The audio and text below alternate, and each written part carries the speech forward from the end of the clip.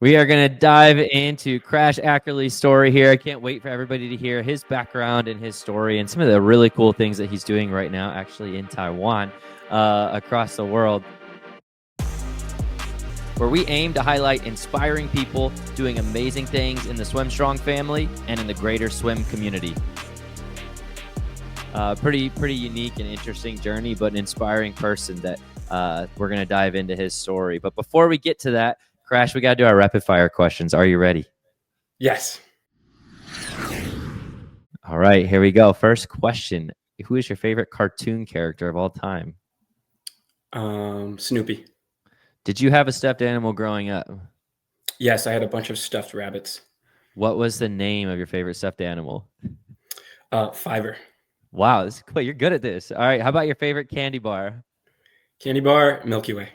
Milky Way. All right. Yeah. How about best post swim meet meal? You're done with the swim meet. You can go eat whatever you want. Where are you going? When I was little, we would go down to the NASA Showcase Classic, and it would just be me and my dad. And after the final session, we would go to this all-you-can-eat sushi place in St. Petersburg that was so good. So good. Yeah. That's awesome. If you are not a swim athlete, what sport would you be a part of? I would probably be a runner. My mom went to the Olympic trials in the marathon, and my dad ran at Princeton. So there you go. I have a lot of running in my family. There you go. If you could have dinner with any celebrity, who would it be? Oh, Elon Musk. I think that would be fascinating. It would be. All right. So this is a unique one here for the Nova squad. If you had to survive on a deserted island, you get to pick two teammates from your time at Nova that give you the best chance of survival. Not who you'd most want to spend the time with, but who gives you the best chance of survival. Who are you picking? Nathan Zaboda, for comic relief, and Charlie Mayer, so I don't strangle Nathan. Yeah. There you go. And last question, what's your favorite thing about the Swim Strong program? Favorite thing, I think my favorite thing is that the way the videos are set up is that you can really see how each exercise is connected to a movement that you do in a specific stroke. So I think it's really easy to see, how the movement that you're doing on land translates to the water. Yeah, that's awesome. Well, thanks for doing the rapid fire questions. You did a great job. Everybody get to know you a little bit more. Now we're going to go ahead and jump a bit into your story. So first of all, I do want to make note before we get more of your background. You have one of the coolest names that you could possibly have out there. So do you get that a lot? Yeah, I do. Is it a nickname or is it real name? It's a nickname. So my real name is Benjamin, but my dad was a track coach. And when I was really little, like 1 or 2, he would take me to track practice, and there was this little kind of 2-foot, 3-foot wall that went around the track.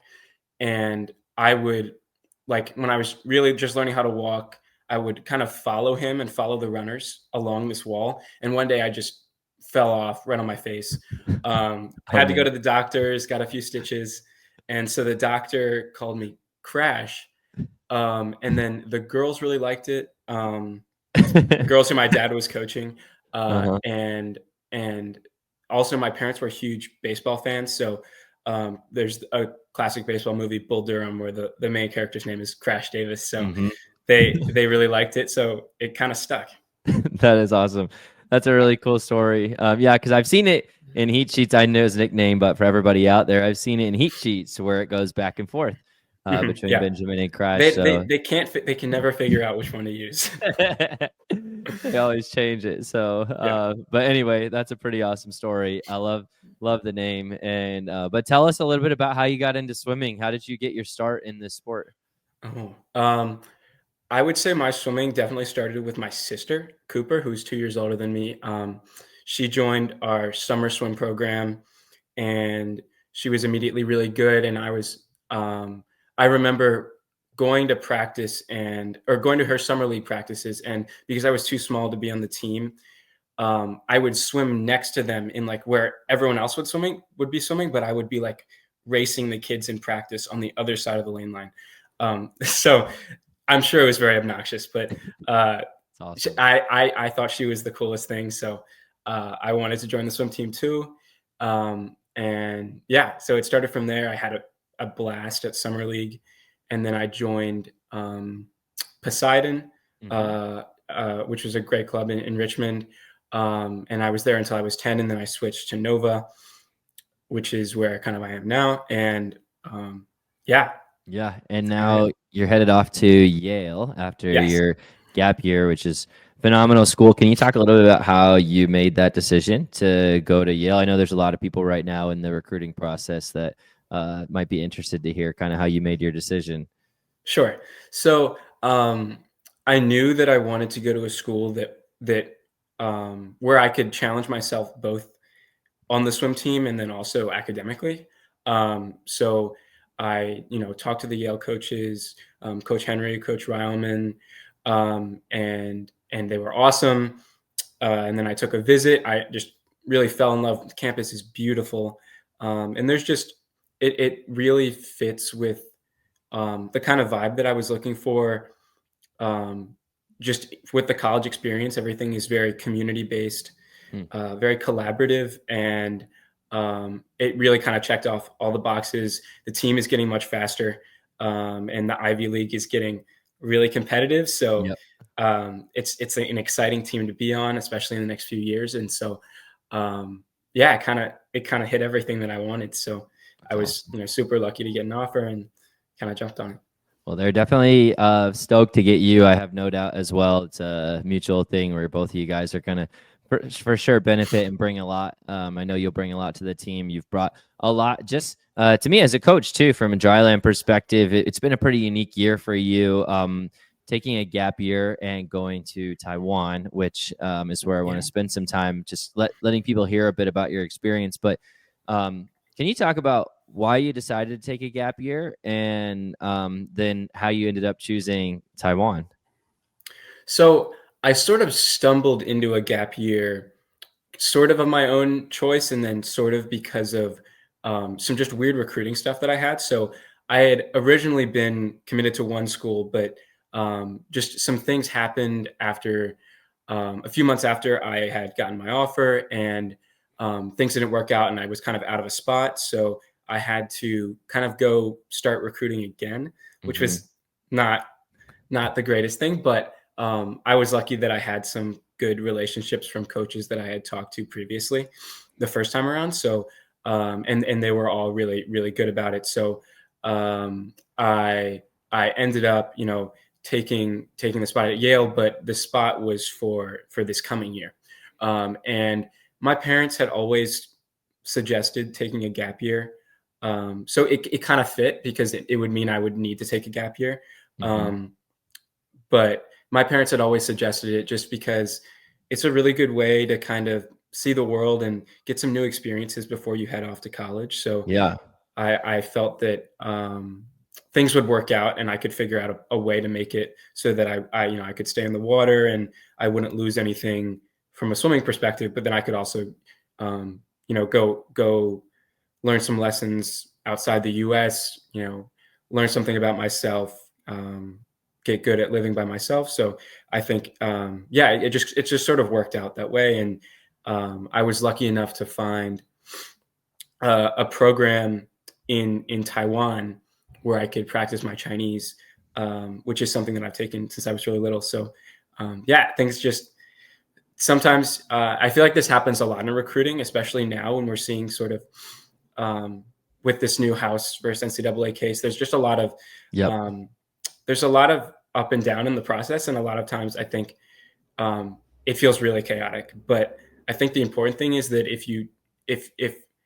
it'll work out in the long run, and at the end of the day, regardless of what school you end up going to, it's if you approach it right, if you work hard, it's going to work out. So. Yeah, it's going to take care of itself. Like that, it always ends up happening. Maybe not in the way that you expected it to, but things do tend to take care of themselves when you work really hard, do the right things, and treat people the right way. And it tends to fall into place. So even though it can feel a bit chaotic, especially with all the changes right now, and But so you talked about learning Chinese pretty much for Yeah. most of your life, and then now spending time. I know you're in the States currently, just for a little time back, but then you'll be going back pretty soon. And but what was the process like of deciding to say I'm going to spend this year in Taiwan? What was that process like for you?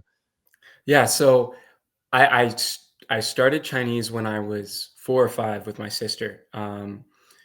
We had been taking piano lessons with these two older ladies who had immigrated from Shanghai during the Cultural Revolution in the 1970s. So, and they had opened up a piano studio about a block behind us. And my parents kind of just asked them, "Would you be willing to teach them piano and Chinese at the same time?"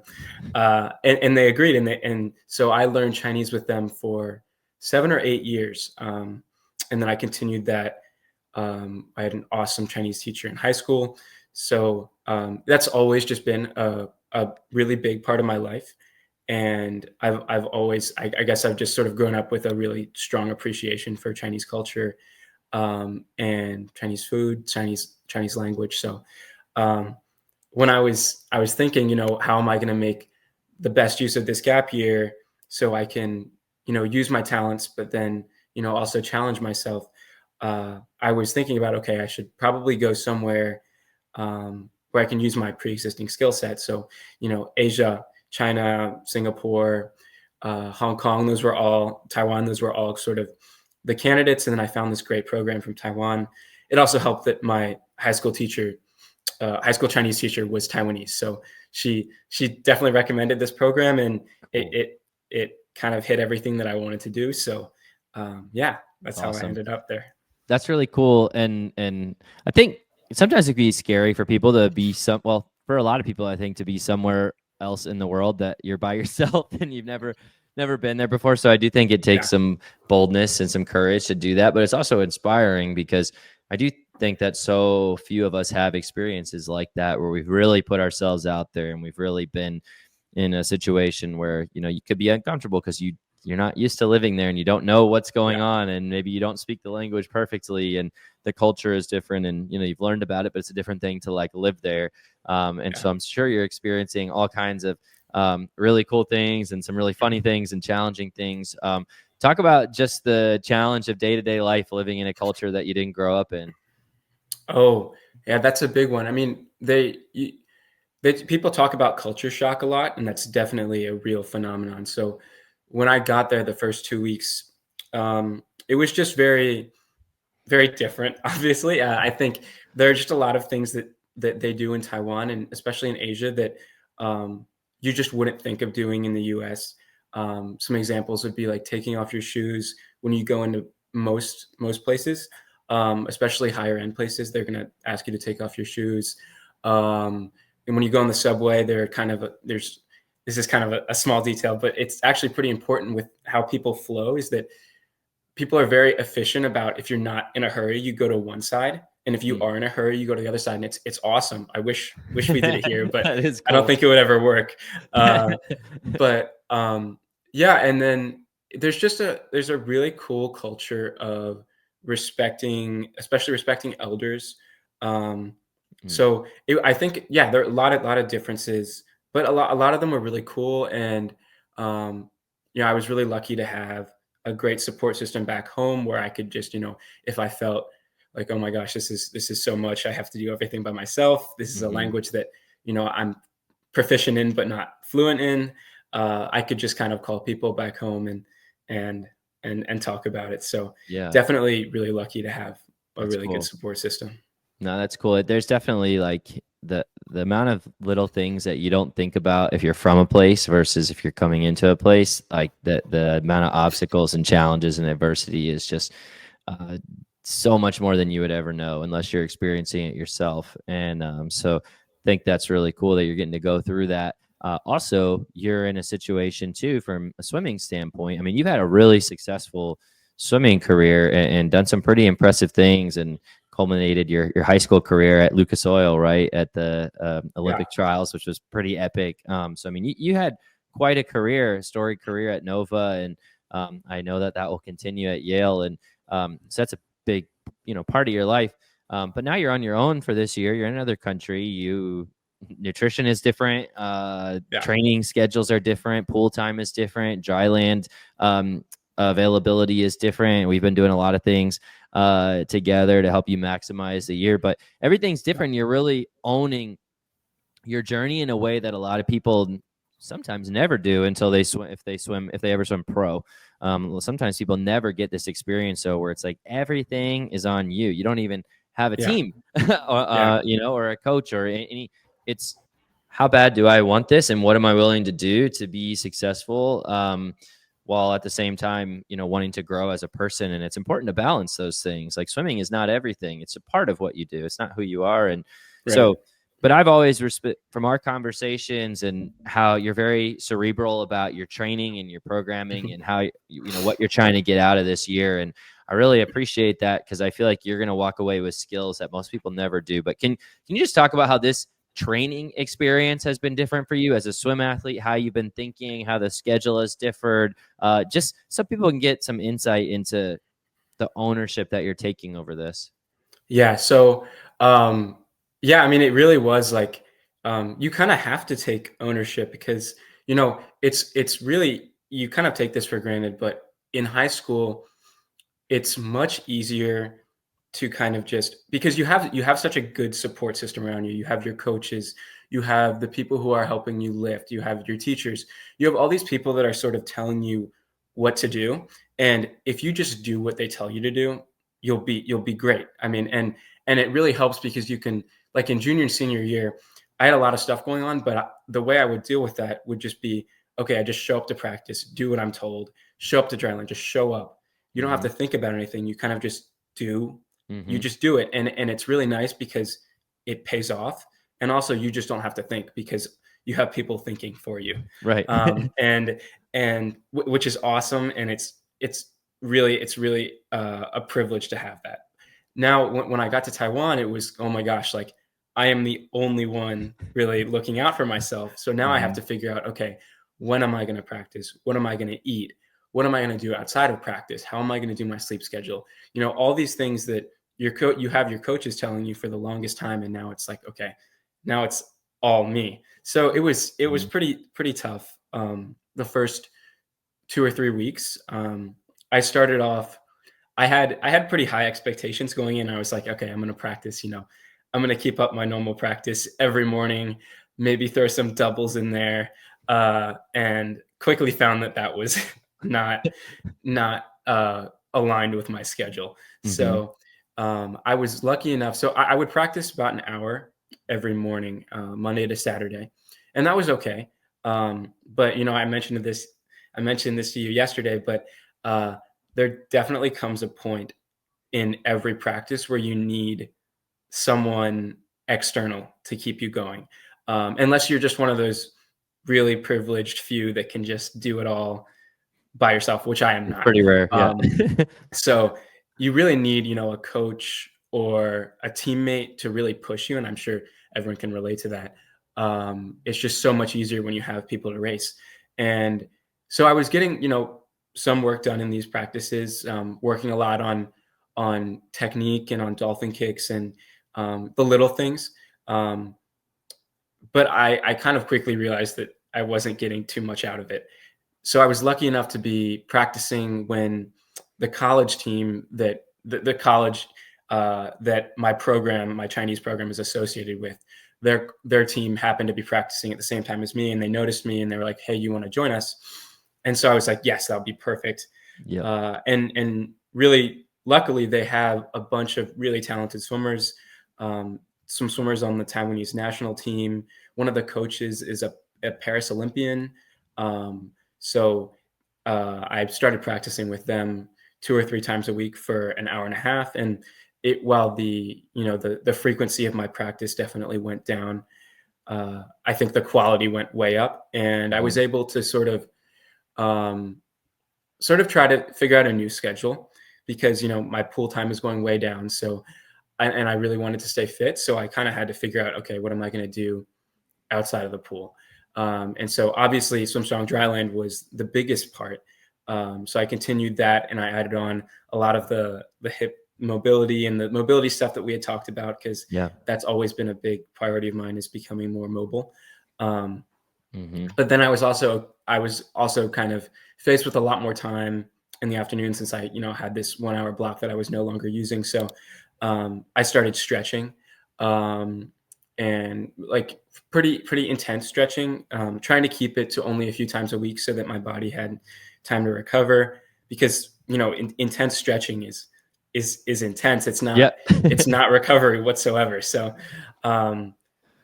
yeah, so I spent a lot of time thinking about how I wanted my routine to go, how Can you much talk time I wanted to spend. Yeah. Can you talk about, so getting to be pushed with a team there is a pretty incredible blessing. I don't want anyone to take for granted if you have a team that you get to swim with. That's not always the case for every athlete. A lot of times there are athletes who don't have that. And but I also do want to give you a lot of credit. You mentioned like there's a select few who can push themselves on their own. Well, you're doing that every day with Dryland. So it's you definitely have it, and you were do, but it is nice to have a team to practice with. Team. The truth is, like, no one, no matter how gifted you are at pushing yourself individually, no one can go as far by themselves as they will with other people, whether it be someone virtually in their corner, like checking in on them, sending programming, whether it be someone right next to you, a teammate in the water, or a coach or family member or whatever. Like, there's not a human on the planet, I don't care how disciplined you are, that is going to go further by themselves than they would with someone who could push them, because you can just pull more out of each other. You just bring the best out in each other in different ways that you can't get by yourself. So, but you do have, that's something that has struck me, an incredible discipline, self-discipline, desire to be great, a thoughtfulness about the way you go about things. Obviously, everybody who's listening can already hear that, and what that you were just sharing about your plan and the things you've been doing, and when you had extra time, and how you dove into stretching and focused on hip mobility, and continued with your Swim Strong workouts and all that stuff. We hope you're enjoying this week's podcast. We want to take a quick break to shout out our sponsors. Attention, all high school and club swimmers and divers. Are you ready to take your talents to the next level and dive into the collegiate scene? Look no further than ACC Recruiting, your premier destination for college swimming and diving recruitment education. At ACC Recruiting, we specialize in connecting student athletes with the perfect collegiate programs that match their skills and academic aspirations. Our experienced team will guide you through the recruitment process, providing personalized support every stroke of the way. Don't let your dreams sink. Visit ACC Recruiting today and make a splash in your future. Dive into success with ACC Recruiting, where champions are born. Visit our website now or call us at 314-518-8844. That's 314-518-8844. ACC Recruiting, your gateway to collegiate swimming and diving excellence. Resistance bands are a must-have for Dryland. Elite Athlete Power Band kits are designed to give you a cost-effective way to improve performance and reduce the risk of injury. These high-quality kits last longer and are versatile enough to provide total body workouts anywhere, anytime. The levels of resistance are ideal for progressing youth athletes without weight increases that are too large. Go to the link provided on the Swim Strong Dryland website, click on the Training tab, and search Equipment Suggestion Lists, and get your Elite Athlete resistance bands today. In terms of like kind of just now where you are, you've kind of found a bit of a schedule and a groove for where you are. Talk a little bit about the nutrition side of things, what that's looked like, because you don't think about that much, I don't think, either, when you're in the States, when you're at home and you're getting home cooked meals or going out to eat at places you're familiar with or getting meals on campus. Like, what's that been like for you? Honestly, that's been, I think, one of the high points of my time there. I was lucky, growing up, I always had usually my dad or my mom making meals for me. But they've always been really, emphasizing eating healthily. So that's something that's just always been sort of ingrained in my thought process, which was just super helpful when I got there. And, I think that what I did, which is what most people would do when they first get to a foreign country, is just you eat a lot. You eat a lot of like special food, and it's great. But I quickly realized that this was the kind of food that, where if I was eating that, more than a few times a week, or even like once or twice a week, I would just start feeling bad. It's all about, it's really just putting, your body's a car, right? You're just putting fuel in your car. And I realized that I couldn't keep on eating like that. So I found a good grocery store near me, and I really started with the basics.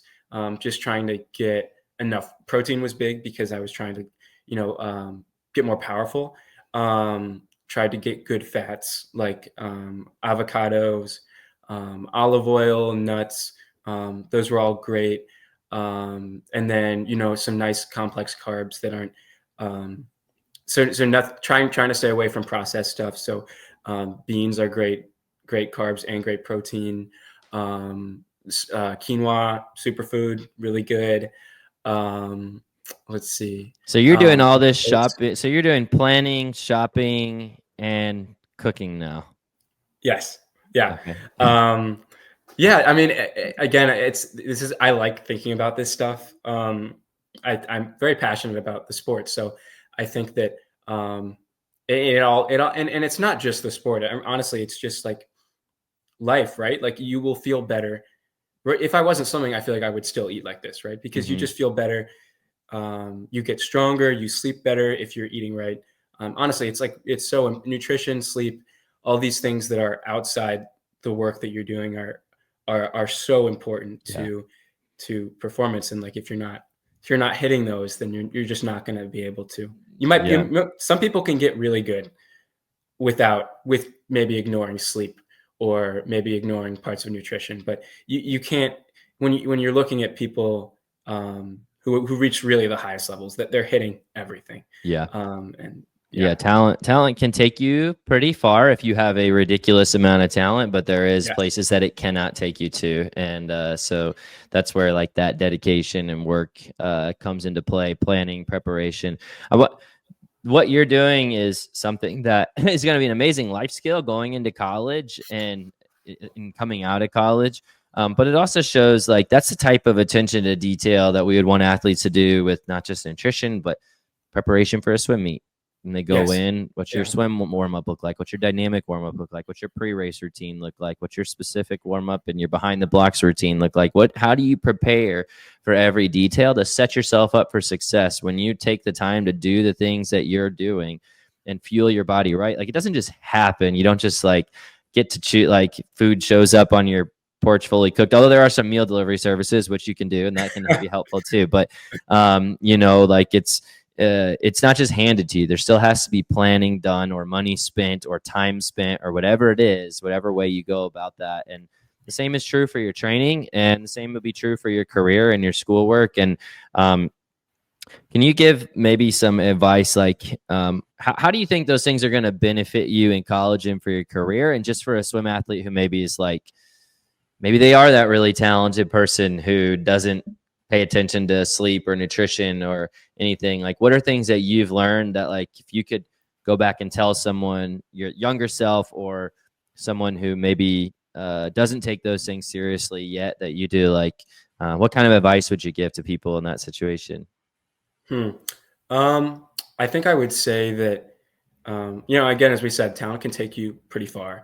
But again, that's a select few people that it can do that for. And honestly, this stuff a lot of it is not super hard. Of course, creating your own meal plan, going out buying groceries, that is hard, but most people don't have to do that. So, I mean, the basic stuff, drinking enough water, getting 8 to 9 hours of sleep every night, not eating too close to bed, stuff like that is honestly, it sounds like a lot, but once you build it into your routine, it's really not that hard. And it will really benefit you, not only in the pool, but outside of the pool too. I mean, you'll have better focus. You'll sleeping better is so good for you, kind of, no matter like in anything you can think of. You'll live longer.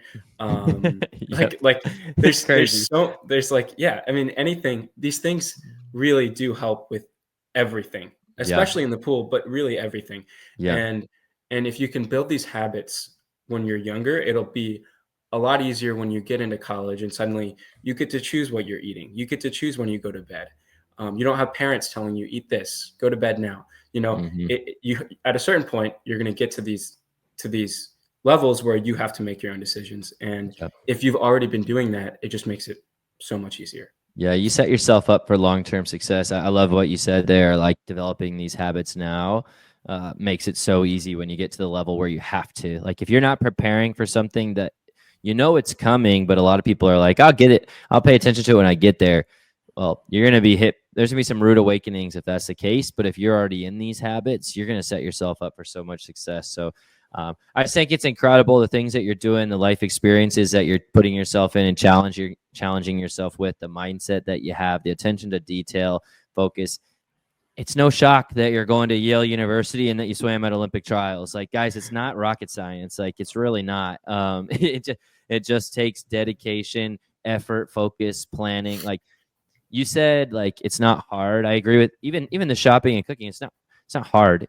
It just takes effort. Like it's Yes, not, yeah. I guess, complicated. It's not complicated. Like it's Right, very simple. It is hard in the sense that it takes effort, but it's not complicated. And anyone could do all the things that you just listed. Every single person listening to this podcast can do those things. That's the cool thing to me about success. And were those things always ingrained? Just to kind of wrap up, I know we're coming up on 30 minutes here. I want to wrap up, but just to those habits that you have, the mindset you have, was that always instilled in you from a young age? Is it something you learned from mentors, from family, coaches? Is it just something you realized you needed to be great? What was the thing that flipped the switch for you to be like that? I think most of it came from my parents. They have always, really since I was little, really tried to ingrain this stuff into all of my siblings, my younger brother John and my older sister Cooper. And we read a lot of books on this stuff, on the importance of sleep, on the importance of nutrition. So it was really thanks to them. But the funny thing is, when I was growing up, there were definitely points when I was like, gosh, this stuff is so stupid, right? Like, why do I have to care about this stuff? I have friends that are eating candy, 24/7, and they're going faster than me.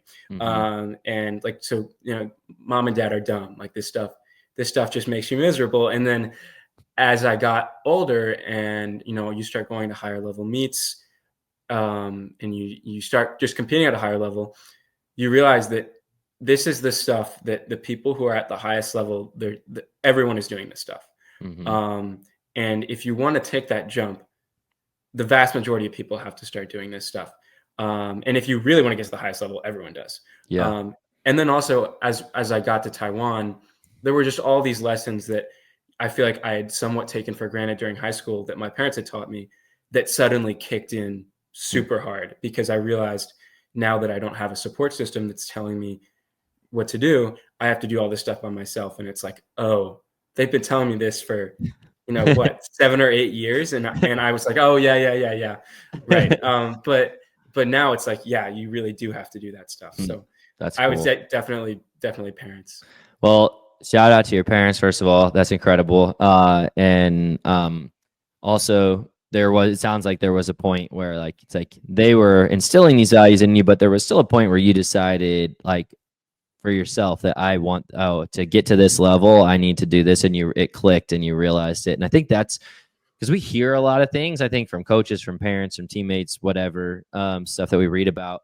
But it's one thing to hear something. It's another thing to believe it and act on it. Right. And for it to actually like change the way that you act and carry yourself. And so,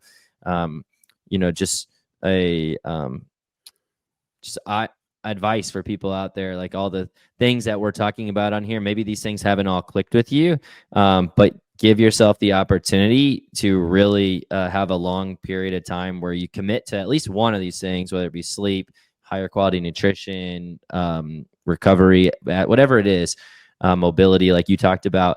Just give it a chance. Try for, a year. Be consistent for a year and see how your body changes. See how you feel. See how different you feel. See what your performance looks like.